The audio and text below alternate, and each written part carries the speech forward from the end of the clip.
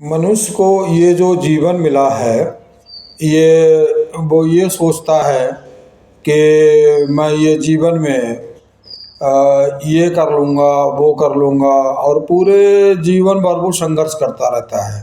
ये जो जीवन है ये संघर्षों की पोटली है।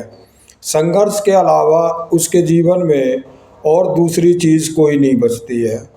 जब वो इस जीवन से मृत्यु को प्राप्त होता है तो उसकी आत्मा जहाँ तहाँ भटकती है और वो फिर प्रभु से ये अनुरोध करता है कि मुझे जीवन दे दो और मैं जो बचे हुए शेष कार्य हैं वो मैं पूरे कर लूँगा। तो फिर वो दोबारा जीवन प्राप्त करता है, माँ के गर्भ में आता है, गर्भ में भी ये कहता है मुझे बाहर निकालो और मुझे अभी बहुत शेष कार्य करने हैं, मैं वो पूरे कार्य कर लूँगा।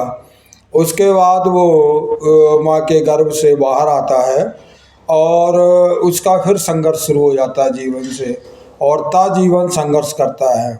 मेरे कहने का मतलब ये है कि जो ये जीवन है, ये व्यक्ति ये सोचता है कि मैं जीवन में ये ज़िंदगी में मेरे संघर्ष ख़त्म हो जाएंगे, तो ये संघर्ष कभी ख़त्म नहीं होते। ये जीवन के बाद भी रहते हैं और जीवन के में भी रहते हैं, क्योंकि ये जो आत्मा है, जिसको आत्मा कहा गया है, ये असल में आत्मा नहीं है, ये हमारे संस्कारों की गठरी है जो कभी ख़त्म नहीं होती है।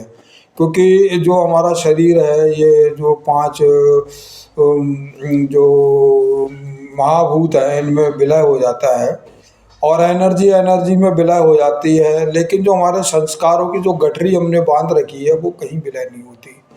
इसीलिए जो साधु संत हैं उन्होंने मोक्ष का रास्ता चुना है और ये जब मोक्ष या जो शून्यवाद का जो साधुओं ने तरीका बताया था, तो शून्यवाद से या मोक्ष के तरीके से ये समाप्त होता है। इसीलिए बहुत सारे साधु लोग मोक्ष की बात करते हैं और बहुत सारे साधु लोगों ने शून्यवाद की बात की है। तो उसके अलावा अगर कोई जो है जीवात्मा ये चाहती है कि वो ये मुक्त हो जाएगी और उसका संघर्ष ख़त्म हो जाएगा, तो उसका संघर्ष कभी ख़त्म नहीं होगा। उसका संघर्ष जीवन के बाद भी और जीवन में भी चलता रहेगा।